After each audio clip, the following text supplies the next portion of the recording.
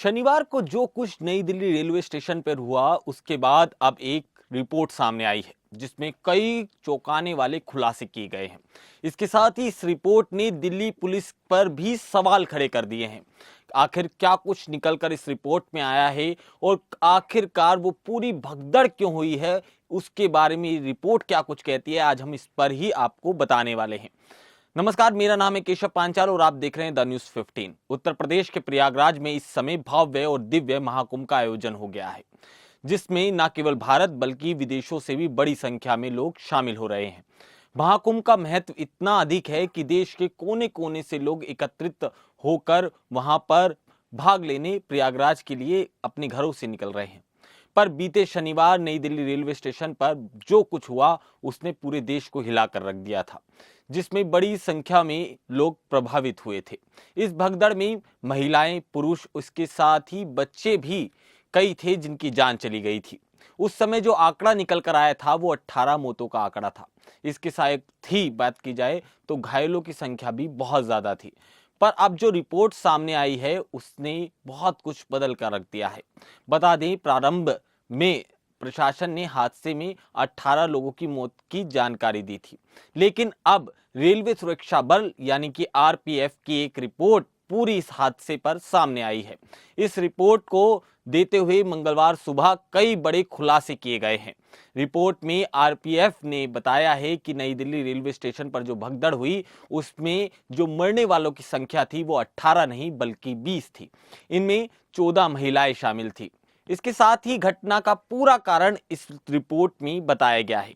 RPF के एक inspector ने इस पूरी घटना पर यह रिपोर्ट तैयार की है। रिपोर्ट में बताया गया है कि शनिवार रात लगभग 8:45 बजे यानी कि 8:45 पर एक घोषणा की गई कि प्रयागराज जाने वाली Mahakumbh special train platform number 12 से रवाना होगी। लेकिन कुछ देर बाद दूसरी घोषणा हुई, यह ट्रेन प्लेटफॉर्म नंबर 16 से चलेगी, जिससे यात्रियों के बीच भगदड़ की स्थिति बन गई। आरपीएफ ने पूरी घटना के कारण को स्पष्ट किया है। रिपोर्ट में कहा गया है कि प्रयागराज जाने वाली महाकुंभ स्पेशल ट्रेन के प्लेटफॉर्म में बदलाव की घोषणा के कारण ये पूरी भगदड़ मची है।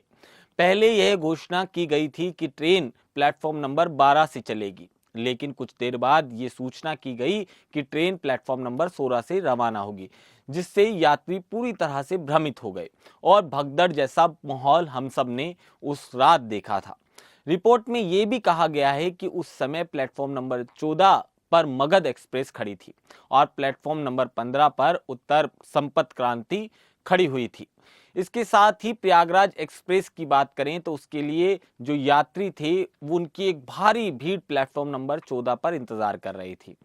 इसी वजह से यात्री की जो आवाजाही थी वो पूरी तरह से बाधित हो गई थी और भगदड़ की स्थिति बन गई थी। ऐसे में अब बड़ा सवाल ये उठता है कि आखिरकार जो दिल्ली पुलिस का आंकड़ा जारी किया गया था उसमें 18 लोगों की मौत की पुष्टि की गई थी, वो बढ़कर अब 20 हो गई है। इसके साथ ही जो लगातार कयास लगाए जा रहे थे और कई अधिकारी दावा कर रहे थे कि भगदड़ की स्थिति अपने आप पैदा हुई, बढ़ती हुई भीड़ के कारण पैदा हुई है, उसने भी इस रिपोर्ट ने उन सभी अधिकारियों की भी पोल खोल कर रख दी है। लिहाजा कई लोगों ने तो ये भी कहा था, उसमें से कुछ अधिकारी भी शामिल थे जिन्होंने साफ तौर से कहा था कि बढ़ती हुई भीड़ ने जो स्थिति उत्पन्न की है उसके कारण ये बड़ी भगदड़ हमें देखने को मिली है। पर रिपोर्ट ने साफ कहा है कि ये पूरी भगदड़ प्लेटफॉर्म की जो अनाउंसमेंट की गई है रेलवे द्वारा उसकी वजह से हुई है। अब सवाल ये उठता है कि ये जिस तरह की घोषणा हुई और जिस तरह की अनाउंसमेंट प्लेटफॉर्म्स पर हुई है उन सब के पीछे जिम्मेदार कौन है।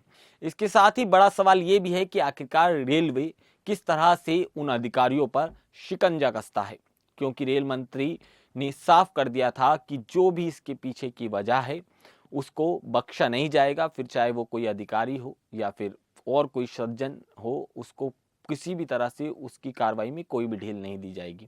आपको बता दें, अश्वनी वैष्णव जो रेल मंत्री हैं उन्होंने इसके पीछे ये कारण बताने के लिए पूरी टीम का गठन तो किया था, मगर इन सब के पीछे एक धड़ा ये भी कह रहा था कि ये किसी साजिश का हिस्सा है, तो रिपोर्ट में बात को पूरी तरह से खारिज भी कर दिया है।